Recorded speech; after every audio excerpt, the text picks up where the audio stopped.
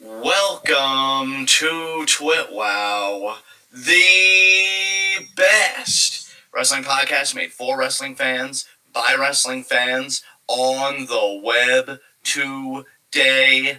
I'm John, that's my cohort and commentary Ashton, and this is our NXT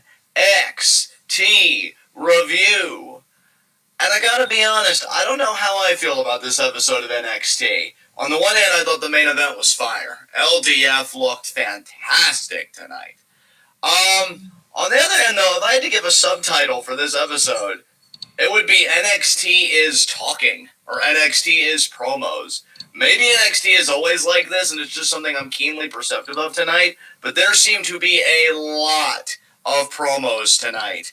And which isn't necessarily a bad thing. I think it's great when you give the talent a chance to talk, but it seemed like the talking to match ratio favored the talking a bit more, and I'm cool with that as long as the promos were good, and there aren't so much good as just moving other things forward. Not to mention, we got a very curious vignette tonight that has a lot of people speculating on who it might be. We'll talk about that near the end of the show. But, Ash, what do you think about NXT tonight? Yeah, I'm kind of along the same lines as you, although I might even be a little more meh on the show. It was like, for me, I think tonight's NXT was not really all that engaging. It didn't really suck me in and make me really pay attention for most of the show. I was just kind of like here, and it was on in the background, and I was doing other things. So, the show itself wasn't horrible. Like, there wasn't anything on it that overly pissed me off. But it was just kind of middle of the road. Yeah, that's understandable. With that said, let's get to our first segment, Heat of the Night. And I really can't say I have any heats of the night tonight. I don't even really know if I have any nitpicks. I mean, I know I'm not a fan of Bronson Reed still being in the North American Championship picture, but that's more of a personal preference. I think that's unfair to hold against the product. So I yield the floor to you. Do you have anything you want to complain about? Nothing that wouldn't be repetitive. Fair enough. Then let us get into our NXT review. And we start with Mercedes Martinez versus Dakota Kai. Now, you know, with two people of this quality, the matchup in the ring is always going to be solid. Dakota very early on got a beautiful-looking DDT. I mean, just crisp. I mean, Jake Roberts would have been proud of that one. Yeah. But here's the thing. I think the bigger story here with this matchup has less to do with anything happening in the ring and more just with the idea that commentary kept emphasizing that, if it wasn't for Dakota Kai, Raquel would have never been women's champion. And who's controlling who? Is Raquel in charge or is Dakota in charge? So to me, bro, they're definitely teasing a Dakota Kai-Raquel Gonzalez matchup as like a seminal moment, if you will, in Raquel's title reign. Like, it's going to be one of her bigger feuds or whatever when that happens. Yeah. It might even be her first big takeover defense. I mean, you never know. True. Yeah, that's possible. So the match itself was fine. It gets thrown out, when Raquel goes after Mercedes, because Mercedes, I think, has Dakota set up for that air raid crash finish that she does. Raquel comes in and she starts beating her down, and ultimately she just lays her out. Raquel stands tall to end the segment. Do you have anything you want to say about this? The whole interaction on the outside, too, was kind of interesting. Just, like, getting up in Raquel's face and being like, you want a piece of me? I thought that was kind of weird, considering Mercedes was the one going after Raquel. It's like, I don't know. It felt like she should have been more going after Raquel rather than trying to get Raquel to go after her, Yeah, I understand what you mean, man, because if I'm Mercedes, I'm like, yes. I've very clearly been targeting you in your championship. I think also, dude, because I know we've been hammering on Raquel is green, so, we've already agreed when we would come back to do reviews to avoid redundancy, so I'm not going to get into that here. But I think another awkward thing when you put Raquel in programs like this, like, we get why they're doing it, right, from the in-ring perspective. Yeah. But I don't know if you share this concern with me, but one concern I have is that the, how can I put this? Just the narrative and just the way it's all set up can be a bit muddled. Like, who is the babyface here? You know what I mean? Because in one way, you could see Mercedes as the babyface because, well, Raquel and Dakota, they've been braggarts. They've been kind of bullies in a way early on when they were together. That they are the group that apparently runs the women's division, if you believe them. But on the other hand, though, Mercedes isn't exactly your typical babyface, which is fine. I mean, that's totally fine. But I don't really see why I should be rooting for her. That I think is another problem with Raquel's feuds, potentially, is that when you put her in there with really good in-ring workers, you've got to make sure at least that you telegraph clearly who we're supposed to root for. Because I really don't know who in this case. Am I supposed to root for a great match? I don't even know if I can root for that, again, given what we've already said repeatedly about Raquel. So, I'm invested in this feud because I like to see Mercedes in these spots, but I think the messaging and just how the narrative is being presented is a bit muddled for me. I don't know if you share those concerns at all. No, yeah, that's fair. I see what you're saying. Yeah. So, all right, we go from that to Ember and Shotzi being interviewed. They talk about their women's tag team championship matchup next week against Candice and Indy, and then they also talk about the Robert Stone brand tonight. So we know that they're having that matchup tonight, and then they get 2 bouquets of flowers given to them. Frankie Monet shows up, which, lest we forget that. I like, again, that Frankie Monet has been rubbing shoulders with the prominent people in the women's division. Starts with the women's champion, then the former women's champion in EO last week, now the women's tag team champions. Frankie is associating with gold in one form or another. She's making her way around. She's talking to everyone important. Absolutely. I love that. I think that's a very important character beat that we, shouldn't let go unnoticed. But the flowers, they came from Dexter Lumis. Index, oh no. If you strain your hair enough, you can hear thousands of people crying, oh no, my ship.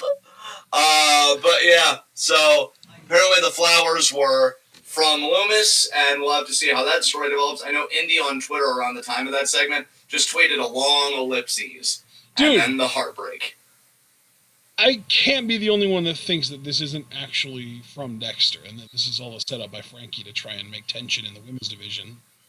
Oh, I thought it just came from the way, honestly, because of what happened later. No, I think it's Frankie. I think it's Frankie trying to set up shit so that she can stir it up. Interesting. I disagree with you there. I think because of a later segment we got with the way backstage after Theory loses to Bronson Reed, which we'll get to, then they try and pump Indy up. They're trying to steal your man. They're trying to meddle in your relationship. So I just felt like it was a way. I saw that, and I just thought that it was Candice falling for Frankie's trick as well and kind of playing into her hand. I mean, I don't know, man. That seems like 3 moves too much for NXT. I don't know. It is. I don't know. I just feel like it's like, why would Candice want Indy to continue pursuing Dexter when she's consistently shown that she doesn't want her to? Maybe because they're smarter than the average parent, and they realize telling their daughter not to do something is only going to make her want to do it more. So it's like, well, if she's going to do this, we might as well have it be to our benefit. And really, dude, I understand where you're coming from. In the match between Reed and Theory, when Loomis showed up, Johnny had to hold Candice back, and she was shouting no, you stay away at Loomis. Yeah, man, look, I get what you're saying. I just assumed that it was the way, because this is also the same faction, if we look at precedent, that paid off a therapist to get Austin Theory to come back to them and not be in Loomis's grip. Yeah. So, I think it comes down, I think your theory is definitely a completely possible and valid one. So I really do think it comes down to either someone in the way, it might even be Candice, or it might be Johnny going behind Candice's back or something along those lines. Did it to try and break Indy's heart to get her to stop thinking about Dexter, or Frankie did it to try and create tension between the women's tag teams and the women's division. That could be. I'd be curious who Frankie would want to team up with. Maybe it would be the person in the in this vignette that I'm really, really curious about. But again, we're going to get to that a lot later. I might have missed this. Yeah, you might want to go back and look for it even on Twitter when we get to it. The only vignette that I remember seeing was the one for Tian Sha. Oh. Yeah, you missed it. We'll get to it. Because really in time, I would hope by the time we get to it, maybe there'd be something up and you could watch it, and then maybe we could either get your live reactions, but I want you to be a part of the discussion, so we'll have to see. Yeah. We got a Cameron Grimes vignette. I've gotten more comfortable. You know what, dude? Since this was a multi-part thing, you just want to talk about the whole story and then talk about... That's what I usually like to do with multi-part vignettes anyway. So he's looking to buy a timepiece that's definitely going to be better than fucking Baron Corbin's. Yes, I said Baron because, do another King of the Ring tournament. It's old. And, that's broken up into 2 segments. The second one, he gets his watch. He's like, is this even more? It's not even going TikTok. Karrion Kross would hate this. And then I thought that was funny. And then he's like, you know what, I like it. And then we hear Ted DiBiase's voice, the $1 Million Man, saying, nice watch, kid, but it's not $1 million watch. And then he does the laugh. So I can see where Paul's coming from, because he had talked about this a little before we got to it, and he said, why should I care? I don't know. Grimes is a really weird talent in terms of his booking, because he's got a character. We know he can go. He just main evented NXT last week against Kyle O'Reilly. Yep. Like, that's what I'm talking about Cameron Grimes being, like, so weird as far as NXT booking goes, because this is a guy that can main event NXT one week against a guy that they are definitely going to position as the next top babyface, although I should mention that Finn Balor is returning next week. Yeah. I didn't include that in my notes, honestly. I forgot that, but I just remembered it. So Finn Balor is returning next Tuesday. And then the next week, Grimes is doing almost like a comedy series of vignettes, with the payoff being, oh, him and Ted DiBiase finally come face to face. Yeah. It's like, damn, man, they really, like, I don't know what to say about it, but, you know, it was good for what it was. I'm not trying to say it was bad or anything. It's just, if you're a Cameron Grimes fan, maybe reconsider your relationship with those stonks. But with that said, we get grizzled young veterans in the ring, and Ashton, how did you feel about being addressed by the superior baldness in NXT? I love them. They're so fucking good. Specifically Zach Gibson. Like, James Drake, his forte is in the ring. His promo tonight was okay, but nothing special. Once Zach Gibson gets that mic, though, it's over. He's so goddamn good. He is legitimately, I would say, a top 10 talker in the entire company right now, in my opinion. I would agree with you, man. I would agree with you 100%. They talk about how they are the leaders that the tag team division needs. Yes. You know, and again, just really alluding to the fact, sooner or later, those NXT tag titles are going to be ours. And they honestly, also said that the titles don't make the men make the titles. Yes, with an accent, which brings it up to like +10. Yeah. Wow. Yeah. Wow. Damn. And I thought we were going on a scale out of 10. That's insane. Yeah. And then, oh god, this fucking tag team. Dude, I'm so sick of Ciampa's bullshit. Dude, okay. I think you've mentioned this before. Actually, no, I don't think. I know you've mentioned this before, and I'm realizing that you were 100% right, and it's why I'm so sick of Ciampa. Johnny has kept himself entertaining with various different gimmicks. He has actually evolved over time. Ciampa is still the same miserable prick he was when he was coming out with no music. The difference is the perception has changed, even though he hasn't. Yeah, and to their credit, I think that was the point originally made by Foster, if I'm not mistaken. So, kudos to that beautiful son of a bitch, which is more than I could say for anybody in this goddamn segment that isn't GYV, because look, I like Thatcher. I do. I guess the Imperium thing went fucking nowhere, or it's just like they're not picking it up right now. They're either just dropping it, or they're putting it on the back burner for now, and they're going to come back to it later because they would rather do it for whatever the fucking reason. And you know, like, I don't want to be misunderstood with where my anger and annoyance and frustration is. When Vic Joseph, and that's why I said I don't want to be misunderstood, because I don't have a problem with him, actually. Oh, this isn't about Vic Joseph. He fucking annoys the shit out of me. I'm fine with him right now. This isn't about him for me right now. I cringed with embarrassment. And I know there are times that wrestling fans will say that they do that, like, oh, I can't talk about being a wrestling fan because it's embarrassing, and then you just have to reassess your life choices. I don't really feel that embarrassment too often. I'm more embarrassed by the fact that, oh, I don't know, WWE is anti-union, for instance. But this is the first time in a long time that I really have, just content-wise, been embarrassed to be a wrestling fan. Because Vic Joseph, at one point in this thing, you know, Ciampa and Thatcher, they cut their promo, and to Thatcher's credit, he brings back shoes off if you hate Zach Gibson, and he does it with such intensity. And, you know, Ciampa takes his shoes off. That. Yeah. Dude, the thing is, we've talked before, I don't think Thatcher is that great of a promo. This was the best promo he's ever gotten in NXT. Yeah. And so, great to see you, by the way, Javaris. Love you. Which is more love than I have to give to this. So, what am I, like, leading up to here? When Vic Joseph says that, he said something about GYV, they're in the crosshairs, something to that effect, of Toothless Timmy and Old Man Ciampa. I receded into myself, and I'm like, Jesus fucking Christ, this is the very worst of the 80s. Wait. I thought it was 2021. Which time that someone said Toothless Timmy did you get cringe? Because Tampa said it multiple times before. No, when Vic Joseph said with like excitement and gusto, like we should get hyped, like on GYV and Toothless Timmy and Old Man Shepard. That's what I'm saying. Not just Toothless Timmy, but the tag team. And like and when I say we, I should say people that have way too much time on their hands. That like obsess over numbers and fucking demos. Yeah. This is the first time I've asked how many boomers watch NXT. Because like, do you hear that? Like, damn many. when Vic Joseph's like Toothless Timmy and Old Man Ciampa, does a grandpa like get up from his chair? That's me. I identify with that. I have a Blue Lives Matter T-shirt. Like Jesus fucking Christ, dude. Like, I wanted to recede into myself and be anywhere but here. It's embarrassing. Like, and imagine, and really, let's go into this a little bit. I know we said don't be repetitive or redundant. I'm going to give an exception to myself because, quite honestly, my face deserves it. Your face deserves everything, sir.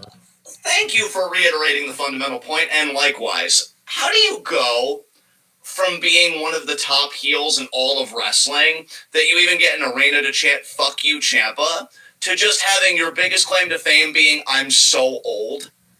Like, pay attention to me, look at me, yell at these clouds? Like, I understand, right? I understand that the perception has changed.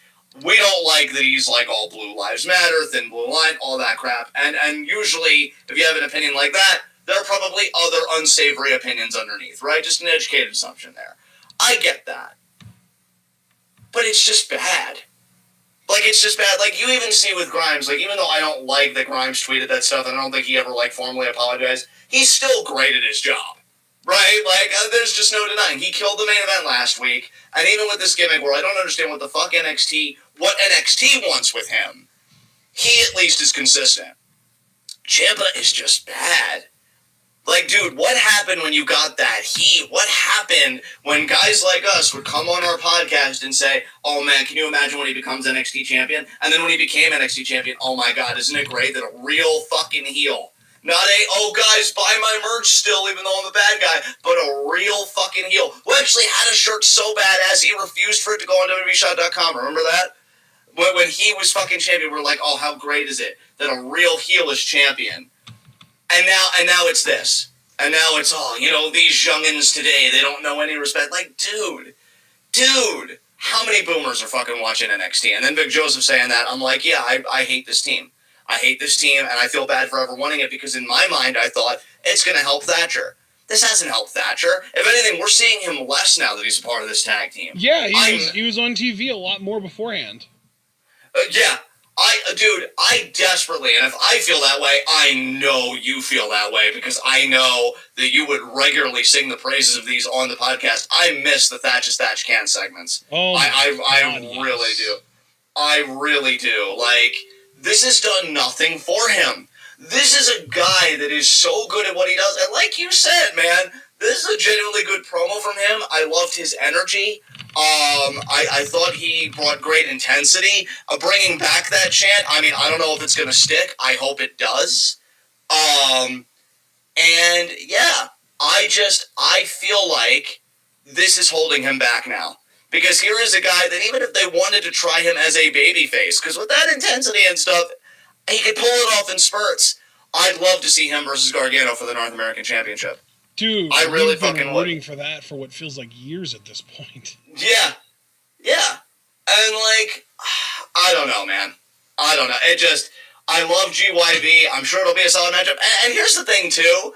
If I remember correctly, and I'm pretty sure that I do, and I'm hoping you or Chad or a combination of the two can back me up here, Ciampa, and I'm not going to put this on Thatcher because he's a sweet, innocent man. He didn't deserve this. But Ciampa's like, Thatcher's been studying your tapes. And they're like dissecting this team and acting like they're better than this team. Bruh, didn't this team beat you in the Dusty Classic? Like, I distinctly remember GYV versus Ciampa and Thatcher, and Ciampa was the one that ate the pin. And I'm pretty sure Gibson pinned him, so the one beautiful bald fuck beat the grotesque bald fuck in the middle of the ring. 1, 2, 3. Am I misremembering? Like, I don't think you are, man. I don't think somebody back me up here if they can remember, because I think that I'm right. And if so, yeah, Foster, and see, See, beautiful people tell no lies. We said that about Adam Cole. Foster's beautiful, therefore he tells no lies. He said, yeah, that happened. And I'm like, yeah, so fuck off. Like, don't you get to tell this tag team what they need to do? Maybe what you need to do is, I don't know, maybe stop, like, fucking giving angry promos to seem like a threat, and, I don't know, winning matches so you can be a threat. You fucking worthless ass. True story, dog. True story. Yeah, I really didn't mean for this to turn into a rant, but just something about Big Joseph saying that. You're good. That's what we're here for. Yeah, like just feel something yourself. Just something about Big Joseph saying that and the way he said it. Like, we should be hyped for a guy that takes pride in being old. How dare you? How dare you celebrate the aging process, you worthless fuck? And another guy that apparently can't get a quality dental plan, which I sympathize with because healthcare in this country is shit. Like, that's nothing to get hyped about at all. I hope GYV fucking steamrolls these people, and I hope fucking Thatcher leaves Ciampa's ass because he realizes he could do better. And congratulations, Sal. Fuck capitalism up the ass. I yield my time. Is there anything else you want to say about this before we move on? That was so sudden, okay? No, I don't have anything to add. Let's move on. Okay, fair enough. We have Maverick and Dane being interviewed. Maverick is feeling very paranoid. He's like, listen, Dane, I've been watching wrestling a really long time. I mean a really, really long time. And I know how this goes. And he pretty much, like, lists the options for betrayal. And I'm going to be honest, I was kind of hoping Dane would pull on me and be like, well, yeah. Yeah, that's exactly what's going to happen. Pulling you, isn't it? Yeah, like, well, no, because if Dane was a real friend, he would look Maverick in the eye and he would say, look, as your friend, and I know I've said this to you before, for a fact, and it's actually kind of disturbing, that, you know, you have felt too safe for too long, and that's a problem. So, yeah, it's happening. I'm not going to tell you when, and there's nothing you can do to stop it, but it's happening. So, next time you get too comfortable in your life, remember this. But no, that didn't happen. I wonder if Drake Maverick, because of his own insecurity, will actually be the one to turn on Dane. Ooh, what a twist! Yeah, like he and Dane are like getting along fine, but then like out of nowhere, like he just beats or attempts to beat the shit. Like he probably maybe like assaults him with a chair or something, to be like, you're not gonna turn on me, or you're not gonna betray me. I'm leaving before you get the chance, or something along those lines. I don't know. It's a weird vibe. Bro, I don't think that's ever been done before. I love that idea. I will say, the one thing that I will, I've come around on completely is their theme song. I agree with Sal here. The theme song with the metal remix is excellent. Yeah. Like the metal intro for Dane, and then the with the metal, like little like bits of metal behind it randomly. I just love it. It's so good. It's hilarious. I love it. It's so good. Yeah, absolutely. So Dane tries to assure Maverick, like, hey, I asked for the match. It's what you do every week. It's how you really got this tag team together. And he's just like, I'm not going to turn it on you, so we'll see. They kind of leave it lingering in the air. We get the Tion Shaw teaser. Not really much to say here, man. Do you have anything you want to say about this by any chance? Because I don't on this one. It didn't really feel like much, because at this point they've already advertised Tion Shaw's in-ring debut, and it ended up not happening, so I'm not getting my hopes up at all. The only thing I get my hopes up on is your face, because it consistently delivers. Speaking of, I'd like to give your face more time to talk. I feel like I have been way too extra so far tonight. No, I don't mind at all, I promise.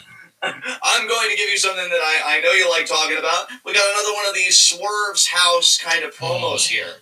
Yes. Dude, he almost pulled a U here. Because he was like, man, when you attack me from behind, I was like, man, what a coward. But then I realized I actually respect you for it. Yes. That is not a U move. I don't know what it is. I mean, I may or may not have slid into Swerve's DMs and given him some pointers. Yes. We love you, Swerve. TWitWoW stands Swerve in your house. Just imagine you being like, hey, Swerve, how do you feel about that rough attack? And Swerve's just like, man, he's a real coward, isn't he? And you're just like, you know what, though? I kind of respect it. Sort of, you know what? You're right. I agree. You know what, man? Another reason why I handed the ball to you, I smiled thinking about your reaction to this, because It's one of your favorite guys. If I don't understand, Swerve was number 1 for you on the NXT Phase 5 in the last one we did. He is my favorite thing going on NXT right now. And unfortunately, all he got tonight was this one little tiny video. But here's the thing. Yes, he got one little tiny video. You're right. But it's your favorite guy in NXT right now, and he's going to be having one of your favorite match types against Leon Ruff, Falls Count Anywhere. Yes. They are going to kill it, dude. Low-key, when they said that, I'm like, I hope that main event's whatever episode of NXT it's on, because that's going to be fucking amazing and inspiring. That would be great. Yeah, dude. I know it won't be Hell of War, but just thinking about Swerve in those like hardcore match types gets me excited because of Hell of War. Exactly, dude. I hope they really give this time. I really hope it happens in the NXT parking lot, and then we can get, maybe some mystery assailant to come in, kill 2 birds with 1 stone, continue to prove that the parking lot's unsafe, and continue to show that Swerve is the best thing on NXT. I'm hyped for it. Then we get one of the more interesting moments of the night. We get Toni Storm cutting a promo. Oh, yes! I thought about you on this one, man. I really did, and I'm going to hand it to you here in just a second. I'm just going to do the boring stuff talking about the promo. And more or less says that Zoe Stark should be thanking her because Toni, made her famous. And, but she said, she's going to, come back. That fluke win that she got, Toni's going to make it right. She's going to end Toni Stark. That's step 1. And Toni's feeling pretty confident in herself. She says, I'm going to do to you what I'm about to do to this rookie. And we know that this rookie is Zeta Ramir. A.K.A. AQA, a.k.a. Angela Queen Arnold. There you go. And now, partner, given that you just laid the knowledge on us, I'm going to let you talk about this match. How'd you feel about this, man? Dude, we got a first ever tonight. Never before have we ever seen a woman do a shooting star press in WWE history. Never in WWE, WWF, NXT, nowhere in the history of this company have we ever seen a woman do a shooting star press until tonight. Let me ask you, because I'd have to go back and watch it again. How did you feel it came off for you on TV? Did you feel like it was a good first one? It looked incredible. Look, here's the thing. Her landing, she was a little tiny bit short on the landing. But Toni was in the middle of the ring, and it still looked incredible. She got so much air. Toni was literally in the middle of the ring. This is like some Okada elbow drop shit. She's flexing on him. She landed a tiny bit short, but literally just put Toni a little bit closer to the ropes, and she's hitting it picture perfect. And really, this way was almost better because it's like she's able to flex on the haters and be like, oh, hey, look at how much range I've got. I love that not only did AQA win this match, she didn't just win it, because normally when you have a situation like this where it's like a rookie beating on a wily old veteran, it normally is a case where it's like a roll-up of doom or like a sudden roll-up move or something along those lines, like, Leon Ruff with the crucifix driver on Gargano, right? But this was just a straight up, the only thing that really went in AQA's favor, I should start calling her name, Zeta's favor, was a mild distraction. And Toni being arrogant. But, she just beat Toni freaking Storm clean with her finisher. She actually beat her. It was so good. I love it. It's so cool. I gotta say, too, as 2 people... I know neither one of us hates Toni Storm by any means, but we're not, as high on her as, a lot of people are in the internet wrestling community. I feel like this is a great spot for her. Yeah. Just working with the undercard women I love Toni Storm as a legitimizer. I just don't love Toni Storm as a contender. Exactly. I think that's the soundbite right there, because I'm 100% there with you. Yeah. And dude, here's the thing. As somebody, because like you, I don't understand necessarily the hype about Zoe Stark, but I don't dislike her. If they wanted to push pause on the whole... That's my whole thing with Zoe Stark is she seems cool, she seems nice, she's good enough at her job. The thing that baffles me is why she was chosen out of this whole crop of women that they just signed to be the one that gets matches with Io and decided they fucking had her beat Toni Storm on a TakeOver pre-show. It feels like a big push for somebody that is good but not great when they have women in the back that aren't on TV at all that are great. Yeah, including here Zeta Ramir and Ring. And I was doing... Yeah. Or I was thinking Gigi Dolan, Santana Garrett. Like, there are other women in the back that could be actual, like, top stars. And Zoe Stark is, like, her ceiling is basically what she's been doing, but on the main roster. Like, you know, flirting and kind of rubbing shoulders with top talent, getting wins over upper mid-carders and flirting with the main event, but never really getting the big one. You know, like, that's Zoe Stark's ceiling on the main roster. So, like, I don't really get why she was kind of handpicked out of this whole group of women that they just signed this year to be the one that gets the early push. Yeah, because I was going to say, just to finish up my prior statement, because I know we like to go off on separate threads, if they wanted to, like, push pause on this weird Zoe Stark push that they're giving her with all this top singles talent and put her in a tag team with Zeta, I wouldn't be 100% opposed. You know, this division is still young. It needs tag teams. But here's the thing, though, and I do just want to make my feelings clear. After seeing that Shooting Star press, I think Zeta's got a great look. I've seen it before with AQA because I know Ashton, linked me to stuff. That's a takeover moment right there, hitting that fucking Shooting Star press and winning a championship. I do see a single star in her. Yes. I'd want to hear more promo chops, potentially. Just to I will say, that is something that I don't know about. I've never heard her cut a promo. I've only ever seen her wrestle before. But yeah, like, if she can talk, you've got a single star there. You really freaking do. I don't remember. She had a cage match where she hit the Shooting Star. I just don't remember who it was against. My first instinct says Jordan Grace, but I don't think that's right. I'm pretty sure she works Booker T's promotion, Reality of Wrestling. Like, I'm pretty sure she trained by Booker T. Yeah. Well, I was even thinking, watch wrestling. I'm like, I know she's a student of Booker T. Yeah. And so, just, hey, great prospect to come out of there. Beats Toni Storm. I wonder if her and Zoe are going to be a tag team in the future or what's going to happen there. But, yeah, we'll see what happens, but great win for her. And, yeah, Toni loses here. Zoe Stark got in her head. After that, we get LDF. Oh, man, Escobar just hits so right, doesn't it? And they're just talking about how, they run shit. And honestly, when you're that handsome, do you have a right to be questioned? I don't think that's how any of this works. So, no, they're just saying that they're going to, win the main event tonight, that they're in the main event tonight, which I'd also like to go out of my way and just emphasize that this is exactly what Escobar deserves. Yeah. If it ain't the main event, if it ain't Escobar, it ain't the main event, as far as I'm concerned. That's my new energy now that he's dropped the Cruiserweight Championship.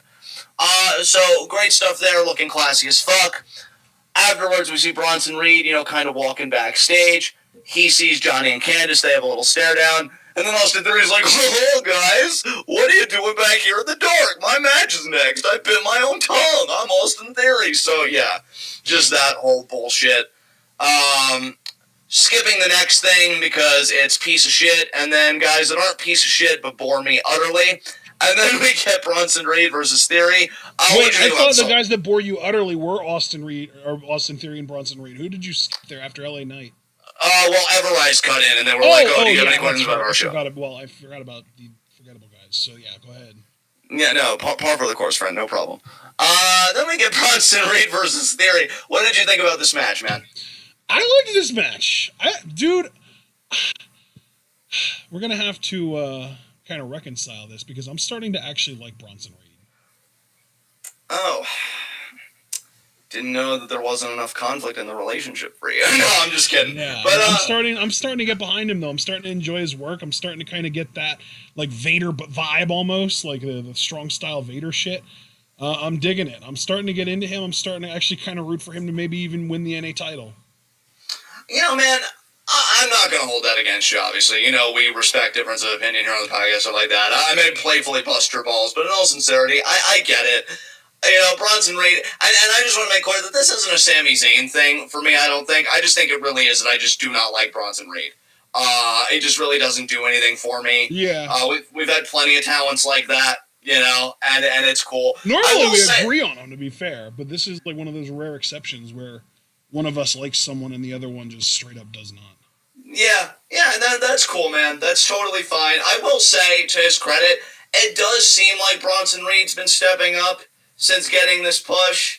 Don't really know how to feel about that. I mean, it's good to see, But, sometimes you would hear stories about talent of like, well, give me my push and then I'll show you like everything I'm capable of. And it's like, well, no, you're supposed to show us first and then the push comes. But regardless, he does seem to be stepping up his game. I still am enjoying the Indy Loomis story. Indy actually got a laugh out of me here because Loomis comes out at one point to kind of confront her. Well, not confront her, but just, I guess, I don't know, talk to her. Does Loomis even speak? I don't fucking know. Dude! He's, what she said to him when he was on the apron? Well, no, that's what got me to laugh, because at one point she's like, you talk too much, and then fucking Theory goes into Loomis. That killed me. That was so good. She has like Billy Kay level comedy chops, I feel it. Yeah, let's hope she has a better Maybe faith she's in the reason Billy got released, because WWE was like, ooh, we got Billy 2.0 waiting in the wings. Yeah, if that's even remotely true, that really sucks. Because it's like, why not both? Yeah, porque no los dos? Yeah, see, guys, I'm telling you, forget college. You just got a language lesson for free on TWitWoW. Fuck you too, Rosetta Stone. We see you. All I did was repeat a line from a commercial. What? Hey, man, one step at a time, all right? Chill out. I'm trying to sell subscriptions here.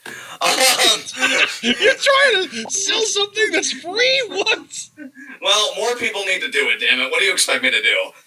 Keep up with those Japanese lessons, too. We want a multilingual course. Right. Let's see. What do we got here? Oh, yeah. So, Reed beats Theory, Tsunami, kind of tells Johnny, I'm coming for you, whatever. And after that, we get MSK and Kushida. MSK just being like, oh, we were happy to have your back, Kushida, because you made our transition to NXT so much easier. And this promo was so wholesome. I loved it. Yeah.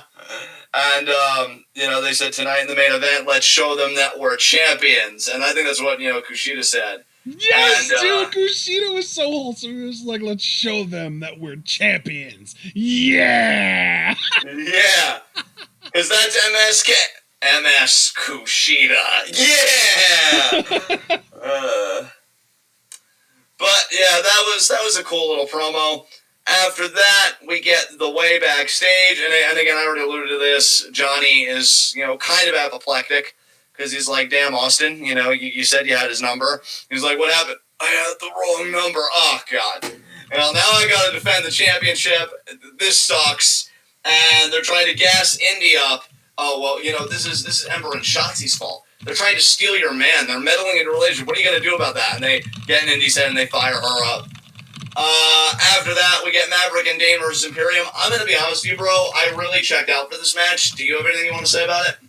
Which match was this now? Exactly. Maverick and Dane versus Imperium. Oh, you're talking about the Maverick and Dane versus Imperium match? Yeah. Dude, it was boring as shit.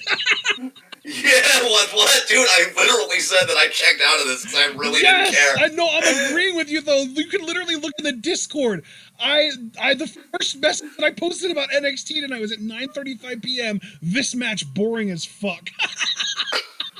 Yeah, Imperium gets the win. That's all that needs to be said. I just think it's hilarious that you're out here like, oh, I checked out during this match. You want to move on? I legitimately was checked out of this commentary because I was responding to someone on Facebook, and I was like, wait, what match are we talking about? And you brought up the exact one that I also said was boring in Discord.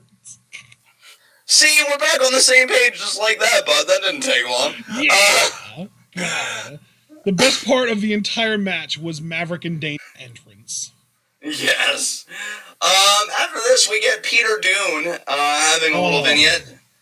That was a disgusted all, right? That wasn't like an interesting. Okay, yeah. His promos are so boring. Yeah, he's one of those guys that I can't even really say he's really good in the ring. Like, I enjoy his matches, especially if you give him the right opponent.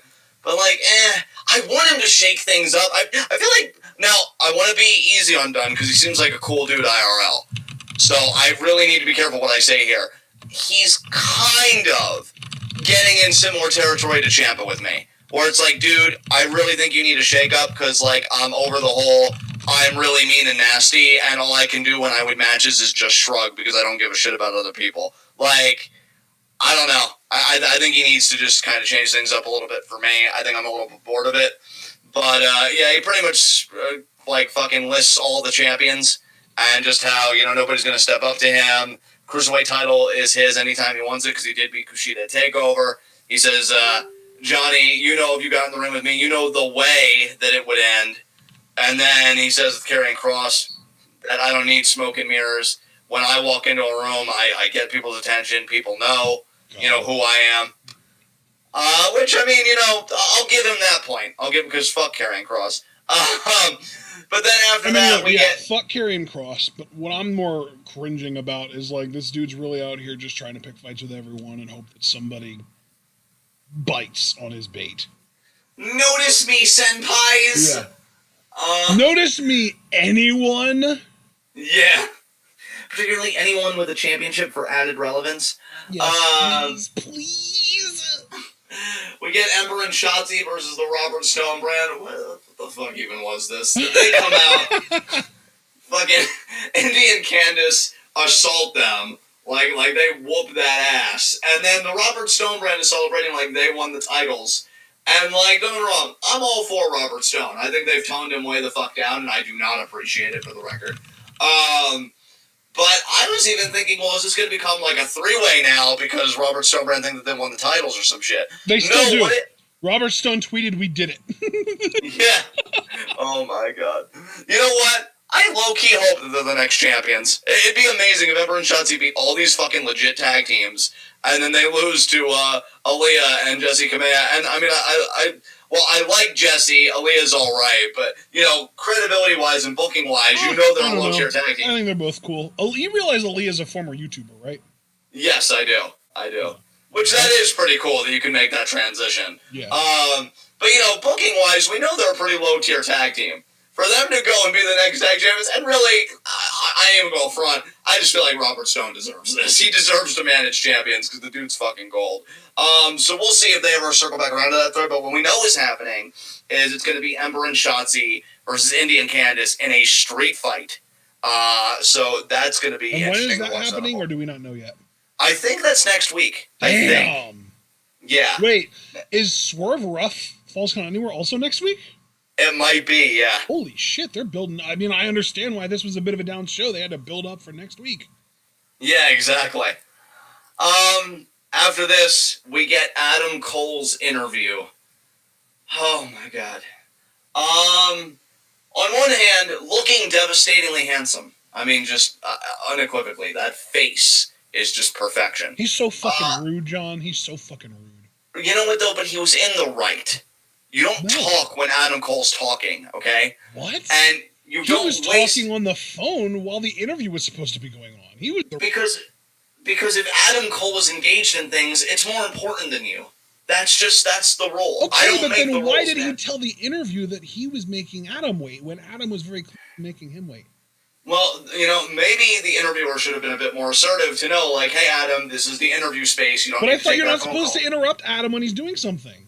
Well, you figure it out. But regardless... There's nothing to figure out. Adam is in the wrong. You figure it out. Make it make sense, John. Make it make sense. No, you only say that Adam's in the wrong to make up for the fact that you can never wake up as Adam Cole, and it's something you need to solve within yourself, Ashford. This isn't a me problem, understand? You know what? I'm okay with it. I don't want to wake up as a rude boy. Wow. Okay. And other lies you can tell yourself.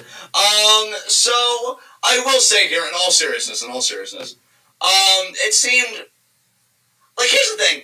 Adam Cole, what I notice about Cole is he doesn't say anything particularly unique or even necessarily cool. Like, I think, like, a lot of his sound bites, right, are heel 101 stuff. Yeah. I think with Adam, though, it really is in the presence and in the delivery. And I'm not like, trying to be whatever. No, dude, you're right. The delivery is really what makes him, which, to me, makes him that much more special. Because if he can take generic promo content and make it great through his delivery, imagine if he got a really good writer for his promos that gave him way better content.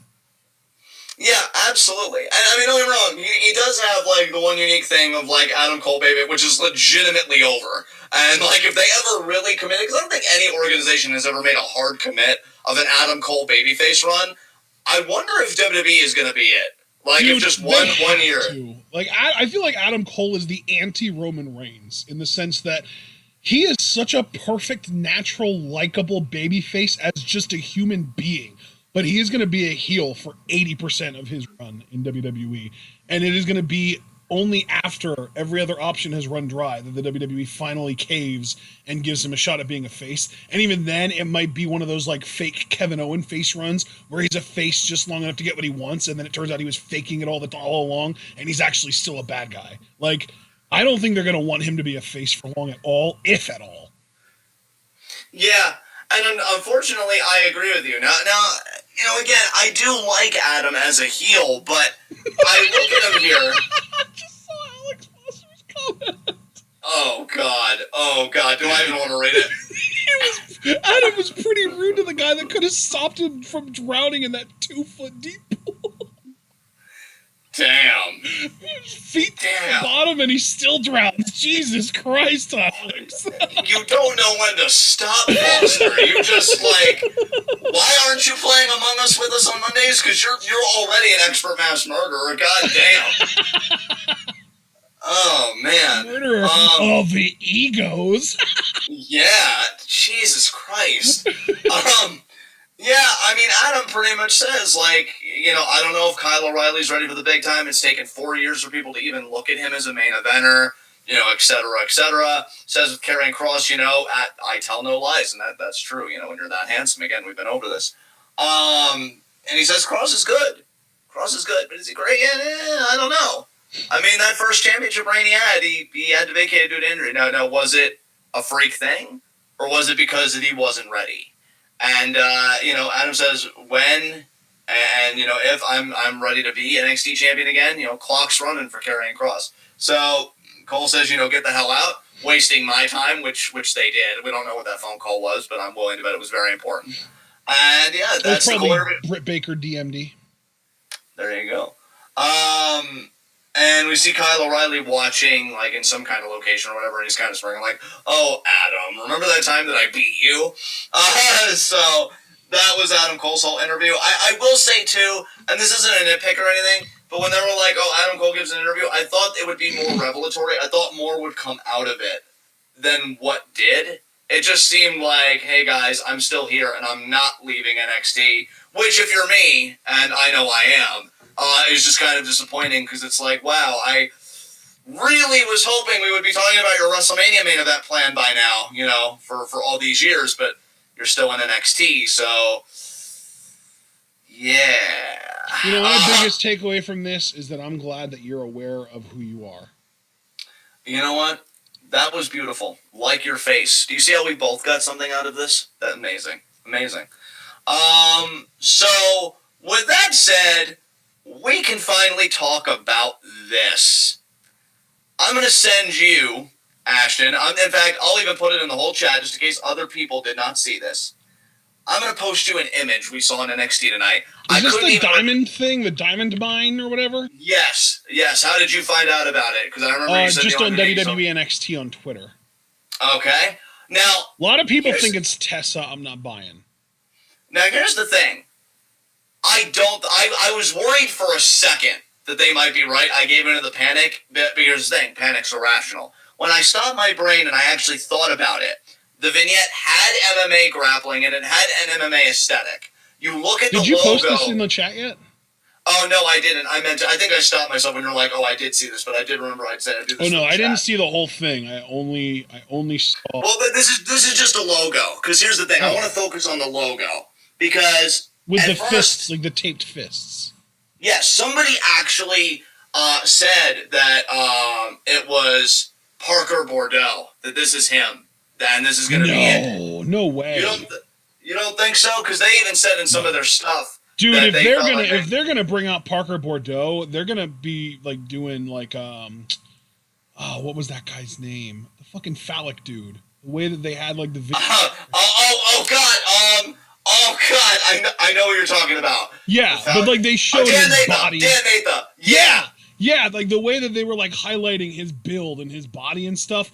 That's the kind of thing that I would expect for Parker Bordeaux, or even him, showing him training and how much of a beast he is in in the weight room and stuff like that. He's not an MMA fighter, dude. He has no MMA experience. The only sport he has other experience in is like football. Like, he doesn't even have amateur wrestling experience. He has no, from what I understand, combat sports experience whatsoever. Yeah. So no, I really do not think that this has anything to do with him. Yeah, it's funny seeing people guess, because obviously Tessa Blanchard and Bordeaux are the top two guesses. Oh wait, that's right. Is it Bordeaux or is it Boudreaux?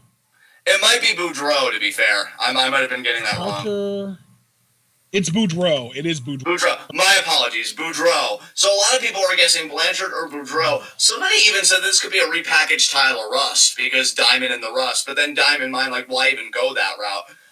Now, I almost wonder if they're calling it the Diamond Mine, if it's not even an individual person, and if it's a faction. Bro, I'm glad you said that, because I was about to ask you if I was weird for thinking that this might be a tag team. I know you said faction, but you and I were kind of on the same wavelength. Because I'm looking at these two taped fists. Now, I know like an individual could put their fists like that, but it almost seemed like they were two, like, you know, pounding fists, fist pound it. And then Diamond Mine just sounds like a tag team name. Or like you said, could very well be a faction. So I'm curious, though. I really didn't expect another vignette for like a new NXT talent or talents so soon. I feel like we just got Frankie. You know, we're doing all this stuff, and now Diamond Mine. But I don't think it's for the women's. I think it's for tag teams or whatever. The taped up fists really does remind me of Arturo Huas. Yeah, but do you really think they'd give him something like this at this late of his career? Like, I'm not saying he's been like a dud or anything, but I mean, I could see it happening, but I feel like he's already debuted twice, and once on the main roster in Raw Underground. I don't think that they would want to give him vignettes already, like again after he's already debuted a couple times. Yeah. So. Yeah, I'm just really curious about it though, because again, it had an MMA aesthetic. And then that logo, I'm actually glad, because, dude, to be perfectly honest, and maybe it's, again, just a problem with my brain and not a problem with NXT, so I'll take the L on this one. I almost didn't copy this in my notes, because I thought it was a commercial, like a legitimate commercial for, like, some MMA shit. And then, with that Diamond Mine at the end and the logo, I'm like, that's some wrestling shit, the way they rendered that logo. I better write this down. And I'm glad I did, because then I searched it on Twitter, and I saw everybody associating with NXT, and I'm like, okay. So we've got somebody or somebody's new coming. What do you guys think? What do you guys think? Do we think it's a faction? Do we think it's an individual performer? You know, I'd love to know what you guys think. In fact, I'll even get ahead of myself, and I'll say anybody that's listening to this at this point that's not in the live chat, comment down below. Talk to us. Who do you think Diamond Mine is? Individual, faction, standard 2-person tag team? You know, what's going on here? Because I'm really curious. There are a lot of people that are talking about it being Tessa, and it's like, God, what the fuck? Like, Tessa has nothing to do with anything MMA whatsoever. I don't understand. Yeah, that's, again, in a momentary, in a brief moment of panic, I should say, I did give into it. I'm like, oh God, what if it is Tessa? Because, you know, Diamond and all that stuff. But then, like you said, you know, when you really pay attention to the vignette, and you see all of that, like, MMA stuff happening, like, yeah, it's not her. I'll even say I'm 100% sure it's not her. I always like leaving that margin of error. You know, that's a John thing on this podcast. That's how sure I am. I'm like, you could stay home. We're doing 100% on this bitch. Yeah. So, yeah, it's not her. It's not her. But, yeah, I'm very curious to see who this is going to be, again, whether individual or tag team. I think it is going to be a faction, personally. I almost have to wonder if it's going to be a faction involving Roderick Strong and Marina Shafir together, because they're like a husband and wife couple. But, okay, let me ask you this, though, since we're already so deep in the discussion. Would that even make sense, given that he already gave Regal his papers? Like, why just come back to NXT with a faction? Why not just go away for a little while? That's not true. Make a scene with Regal? That is a good point. That is a good point. Yeah, like, and here's another thing, too. And now, I'm not saying that I care. I'm just bringing this up for discussion. If you're bringing in another faction, that kind of cuts Imperium out from the knees, because it seemed like Imperium's whole thing is, oh, we're on the come up. You know, we're going to be making a comeback now. We're going to be enlarging our numbers, which hasn't even happened yet, because I don't know what the fuck NXT wants to do. And then this other faction will come in. My interest is with them. I mean, I am a creature of novelty. Anything new that comes in, I have a heightened interest until I kind of sort my feelings out. So if Diamond Mine's coming in as a new faction, sorry, Imperium, maybe you're not as dominant as you thought you were. Yeah. I don't know. I love great wrestling factions, though. I'm rooting for that. I mean, I know there will never be another UE, but, I mean, my God, if this could be like an MMA-based faction, forget Thatcher rejoining Imperium. Throw your lot in with these people if they're as good as I'm hoping they are. I'm all for this. Yeah, Jamar's getting really worked there. Yeah, it's not Tessa. It's not Tessa. I agree with you, honestly, at this point, the more we talk about it. I don't think it's an individual performer. I think it's a faction. I'm curious if WWE's YouTube channel has uploaded this yet. Because I'd like to watch this back. I'm seeing it. I found it on Reddit. Someone uploaded it on Streamable. Oh, can you link that in the chat? Because I'd actually like to rewatch it again, kind of round out this. Oh, and they actually did upload it 8 minutes ago on the YouTube channel. There we go. I put it on Streamable. I put it on in chat. Nice. I don't know, man. It's hard to say. I want to just watch this one more time. I know we've really been sticking on this, guys, but to be fair, I was actually mostly... Is it possible this could be like the new name for Malcolm Bivens' faction? Like Bivens Enterprises is now the Diamond Mine? It's possible. Because, dude, I have the Diamond in the Rust? Yeah. It seems like they're focusing on... But see, it actually does look like individual people. Yeah, I really don't know. See, this is why I almost didn't copy it in our notes, though, dude, because you can see how it starts. It looks like a commercial for a gym or like a program, doesn't it? Yeah. And then it like cuts to the whole logo, and I'm like, we're still doing wrestling. Oh, okay. And I'm like, let's copy this down. Yeah, I really don't know.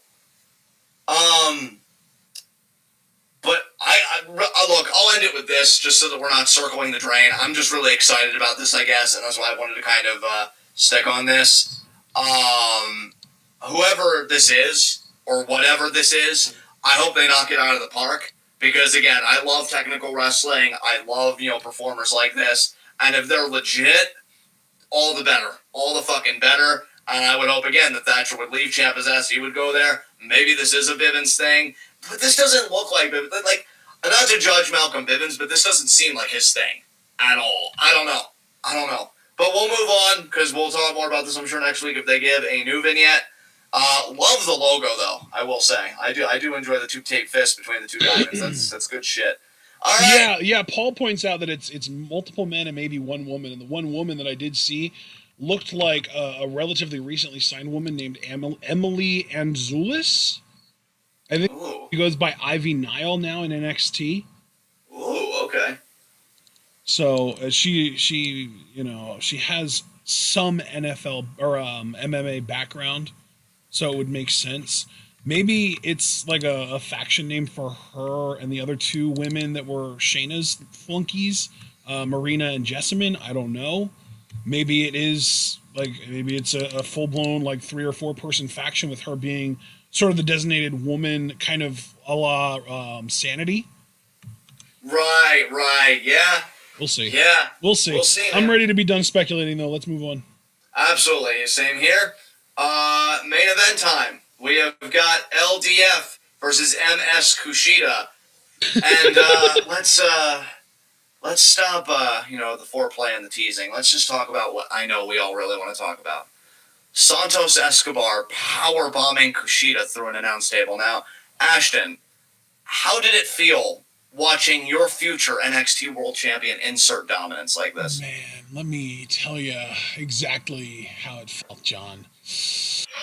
Because I didn't see this part. Ooh. Do you feel blue-balled right now that you missed Escobar asserting this kind of dominance? No, I don't feel blue-balled, but I am a little sad about it. I'm not gonna lie, you should. Normally I'd like to back you up in these moments, but you should fix that, man. Did LDF actually win the match, or did they lose and then do a post-match attack? No, they won, dude. Good. The final few minutes of this were fucking great, and I gotta give credit to everybody involved. Because... So to explain my problem that led to me not seeing this, here's what happened. Let me see here on my notes. Right after Xia Li's promo hyping up Tian Sha, I had to go take care of something. And that was like a 10 to 15 minute affair. And when I came back, my mom was like, oh, I haven't been paying attention. I don't know what's happened. So I had to rewind all the way back to the end of that commercial break. So that was probably anywhere from 8 to 12 minutes that I had to rewind to watch the Swerve promo and then the Tony stuff with Zeta Ramir and then all that stuff.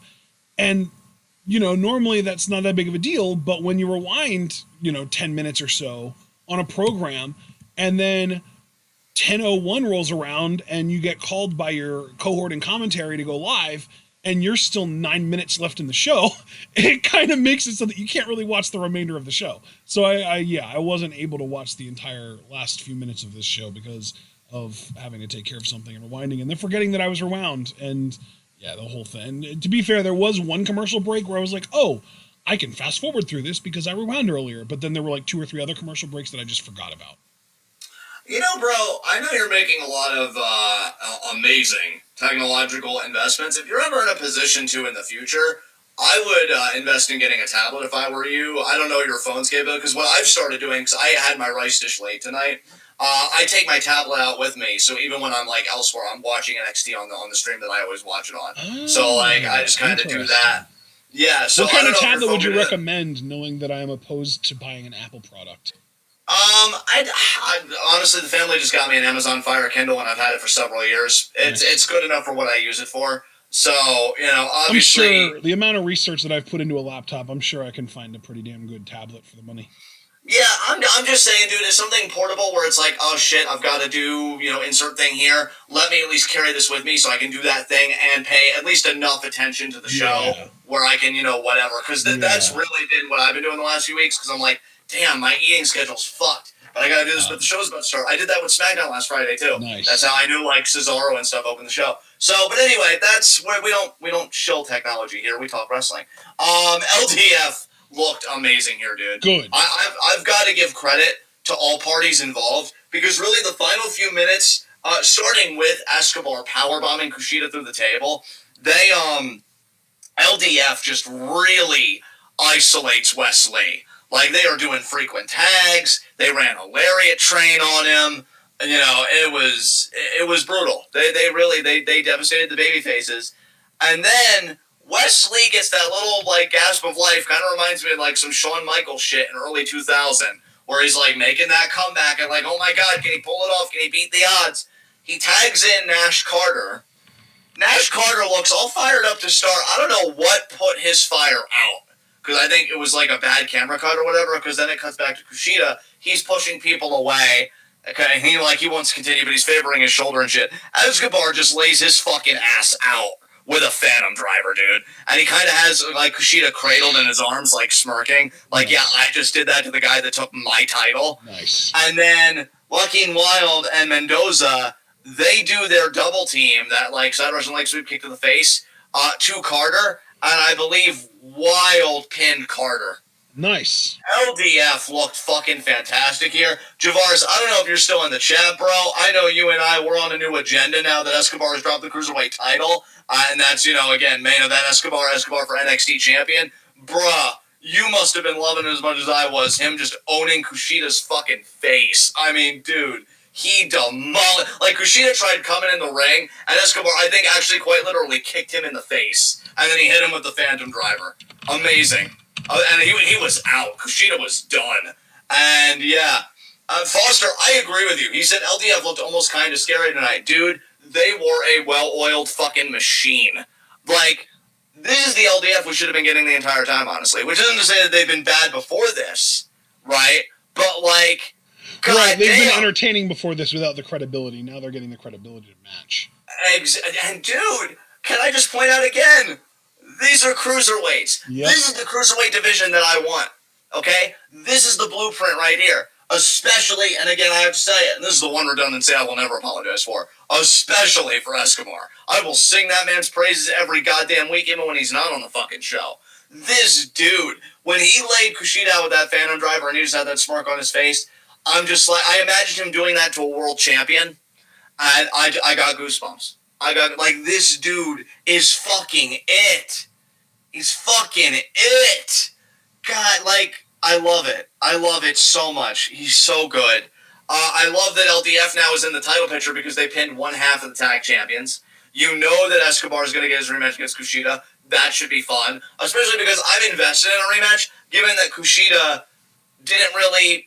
Well, he beat the champion, obviously, but he caught the champion. You know what I mean? It wasn't a definitive win. Like, I'm better than you. It was a high-speed shit, where, like, I was just a little bit quicker than you, and I caught you on this. That's all. So, like, a rematch makes sense, if for no other reason, because we need to know definitively who the better man is. Like, they are using LDF so well, and, like, I just want him to be in the main event, and I want him to do things, but fucking Karrion Kross has to exist, and it pisses me off. Oh, God. Dude, imagine in an alternate timeline, fucking Escobar drops the Cruiserweight title to Kushida, because I really, I made my peace with it. And he fucking beats Finn for the title instead. Like, what a world, right? It's beautiful. That would be pretty great. Yeah, I mean, normally I say not as great as your face, but I think we both know. No, if anything, it's equal. It's equal. Like, that's close. fucking Yeah, beautiful. it's close. Yeah. Like, yeah. Strong fucking amazing. For sure. Yeah, absolutely. Like, this dude's so wonderful, and he's not going to get what he deserves, because WWE is a conservative, damn near alt-right organization, and it's not fucking fair. Yeah, really, given who they employ and who they push, no, it's there. It's there. And it sucks, and I hate it, and I'm slowly dying. So, yeah. Geez. LDF gets the win, yeah! So, next segment. High spots, low shots. My low shot, honestly, just to keep that gravy train fucking rolling, Kushida. You ate table, and then you ate a foot to the face, and then you also ate a Phantom Driver, so I guess eating wasn't too good for you tonight. And yeah, he lost the match. So, Sucks for you. Yeah, I mean, you call yourself a time splitter, and you're gonna have a splitting headache tomorrow morning. What about you? Who's your low shot? My low shot is going to be Ember and Shotzi, because they're being set up and they got attacked and they got, they had to, all the flowers and fruits and chocolates went to waste, and those cupcakes, everything there, it all went to waste. It was all food and good stuff that they could have enjoyed later, but it all just got used on them then. Very close to Rick energy there in that delivery towards the end. Oh, thanks. I was kind of going for Rick a little bit. Just the frantic energy, yeah. Yeah, it was picked up, friend. Honestly, keeping it real, keeping it serious, high spot LDF. Of course. I mean, they own this main event tonight. They won. But not only did they win, again, I can't emphasize enough, they won dominantly, dude. Yeah. I loved it. You love to see it, baby. Oh, God, and when Escobar's doing it, and this is the most like your mom I've probably sounded in a minute, you definitely love to see it. Oh, Daddy. Yes, absolutely. I don't think she's actually all that into him that way either. It's funny. Well, everybody's wrong about something. Who's your high spot?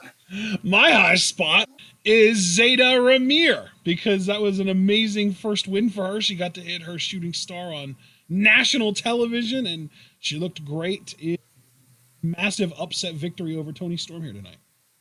An amazing win, recognized by an amazing face. Ooh, so, Paul, calm down. I know, right? So with that said, this has been NXT. This has been TWitWoW.